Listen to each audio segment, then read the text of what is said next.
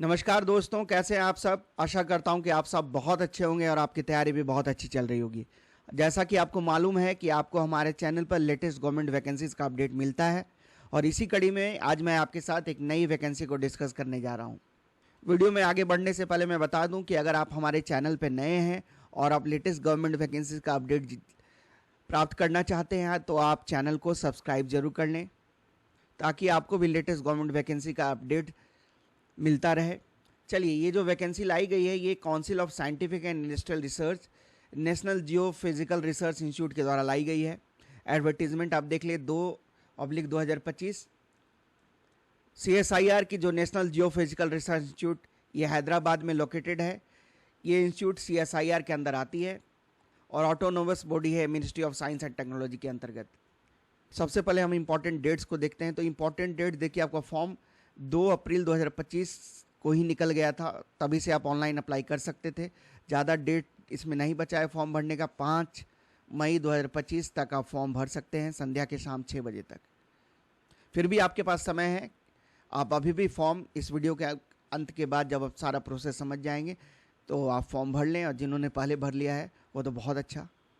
तो देख लीजिए, इसमें JSA के पदों पर बहाली आई है। JSA general, junior secretariat assistant finance and account और JSA stores and purchase. JSA general में कुल 8 सीट आई हैं, जिसमें अनरिजर्व्ड के 4, शेड्यूल कास्ट के 2 और OBC के 2। Junior secretariat assistant finance account के तहत 1 पद आया है, सिर्फ अनरिजर्व्ड कैटेगरी के कैंडिडेट्स के लिए। वहीं junior secretariat assistant total post 2 आया है, अनरिजर्व्ड के लिए ही सिर्फ ये पोस्ट है। लेवल 2 की आपको सैलरी मिलने जा रही है। अप्रॉक्सीमेट सैलरी आपकी 38,483 रुपये रहेगी। जो एजुकेशनल क्वालिफिकेशन मांगा गया है वो 10+2 मांगा गया है। साथ साथ आपको प्रोफिशिएंसी होनी चाहिए। टाइपिंग टेस्ट होगा आपका, टाइपिंग में आपकी स्पीड होनी चाहिए।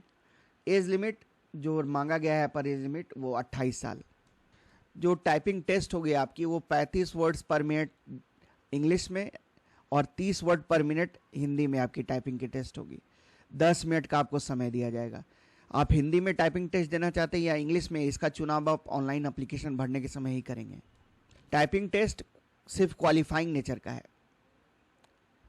जॉब रिक्वायरमेंट में आपको बेसिकली ऑफिस वर्क करना है, असिस्टेंट प्रोवाइड करना है अपना general administration, finance and account और स्टोर एंड परचेज डिपार्टमेंट के अंदर, और बाकायदा जो हायर अथॉरिटीज़ आपको काम देगी वो आपको करना है। भारत सरकार की वैकेंसी है। पे स्केल के अलावा भी बहुत सारी आपको बेनिफिट मिलेगी, जैसे मेडिकल बिल्स का आपका रिइंबर्समेंट हो जाएगा इसमें, चिल्ड्रन एजुकेशन अलाउंस मिलेगा और भी LTC की फैसिलिटी। तो ये बहुत ही अच्छी जॉब वैकेंसी, अगर आप इसको निकाल लेते हैं तो भारत सरकार की नौकरी है, परमानेंट वैकेंसी है। तो अगर आप हिंदी में टाइपिंग टेस्ट देना चाहते हैं तो उसका चुनाव आप ऑनलाइन एप्लीकेशन भरने के समय कर लेंगे। अगर आप कोई ऑप्शन नहीं देते हैं तो इंग्लिश में ही आपको टाइपिंग टेस्ट देना होगा। और अपर एज लिमिट जो काउंट होगी आपकी, वो कट ऑफ डेट आपका लास्ट डेट जो है फॉर्म भरने का 5 मई 2025, उसी के संदर्भ में आपकी cut off date upper age limit की गणना की जाएगी।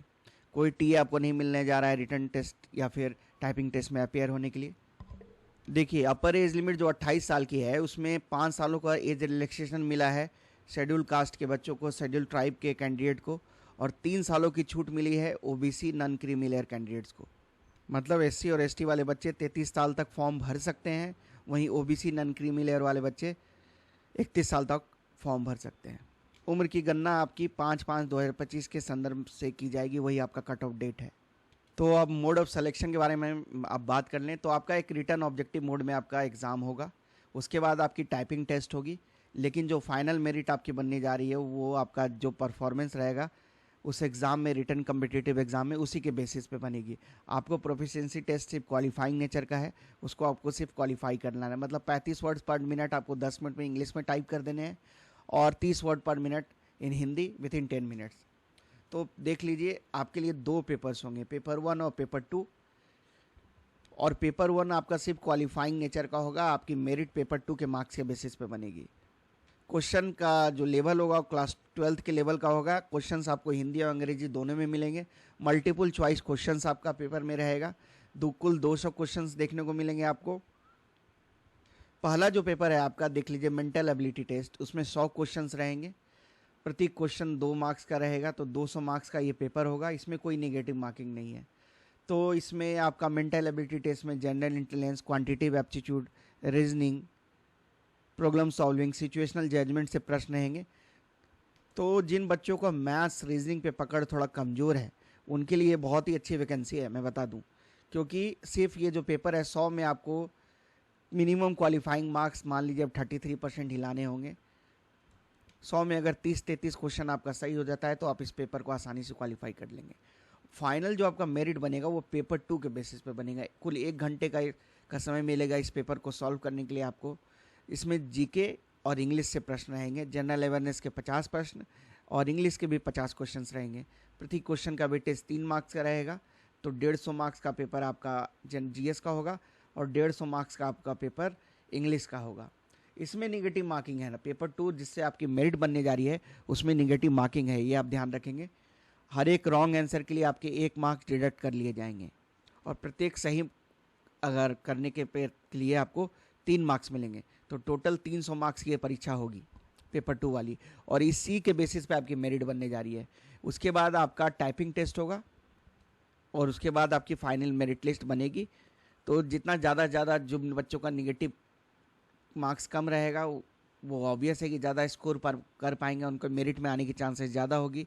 जिन बच्चों का डेट ऑफ बर्थ ज़्यादा होगा उनको, अगर ये तब होगा, मैं बात कर रहा हूँ जब 2 बच्चों का समान मार्क्स आ जाए, तो जिनका डेट ऑफ बर्थ ज़्यादा होगा तो बूढ़े कैंडिडेट, ओल्डर कैंडिडेट्स को ज़्यादा वरीयता दी जाएगी, जिनके पास हायर डिग्री हो उनको ज़्यादा वरीयता दे दी जाएगी, और अल्फ़ाबेटिकल में जिनका नाम पहले आता है उनको पहले वरीयता मिलेगी। तो ये तब है ये सीन जब कि 2 बच्चे का मार्क्स सेम आ जाए। कैसे आपको अप्लाई करना है तो आप देख लीजिए, यही वेबसाइट है जिस पे जाके आपको अप्लाई करना है।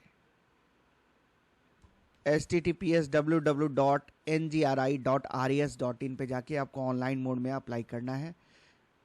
2/4 से आपकी एप्लीकेशन की विंडो स्टार्ट हो चुकी है। लास्ट डेट आप समझ लीजिए 5/5/2025 है, संध्या के 6 बजे तक, रात्रि के 12 बजे 11:59 तक नहीं है, शाम के 6 बजे फॉर्म भरना खत्म हो जाएगा, ये आप ध्यान रखेंगे।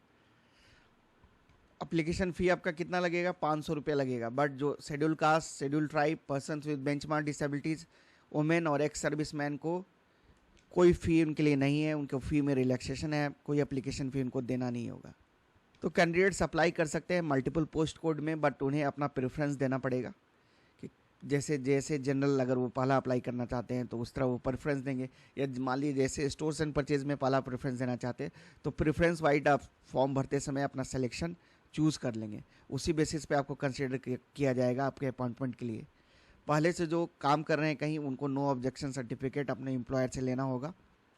तो देखिए ये सारे डॉक्यूमेंट्स आपको अपलोड करने हैं। जो आपका SBI कलेक्ट का रिसिप्ट है, तो ट्रांजैक्शन फ़ी आपने पेमेंट किया एप्लीकेशन फ़ी का, वो, फिर recent passport colour size photograph, उसके बाद सिग्नेचर आपको अपलोड करने होंगे जहाँ पे भी मांगा जाएगा। फिर क्लास 10th का मार्कशीट, क्लास 12th का मार्कशीट, अगर कोई एक काम करने का एक्सपीरियंस सर्टिफिकेट है तो वहाँ, फिर कास्ट सर्टिफिकेट हो गया, पर्सन बेंचमार्क डिसेबिलिटीज़, फिर कहीं आप काम कर रहे हैं तो NOC वाला सर्टिफिकेट हो गया, नॉन क्रीमी लेयर OBC वाला डिक्लेरेशन हो गया, ये सारी चीज़ आपको सबमिट करने होंगे जो भी आपके लिए एप्लीकेबल होगा। और जो भी चीज़ें आप अपलोड करेंगे उसकी एक सेल्फ अटेस्टेड कॉपी जब आपका डॉक्यूमेंट वेरिफिकेशन होगा उस समय आप लेके जाएंगे। तो ऑनलाइन फॉर्म भरेंगे उसके भी प्रिंट आउट निकाल लेंगे, और जो भी अपलोड किए डॉक्यूमेंट्स, उन डॉक्यूमेंट्स को आपको जब मांगा जाएगा जब आपकी डॉक्यूमेंट वेरिफिकेशन होगी तो आप उसको लेके जाएंगे सेल्फ अटेस्टेड कॉपीज़ को। तो इस वीडियो सेशन में मैंने आपके साथ सारी चीज़ों को डिस्कस किया।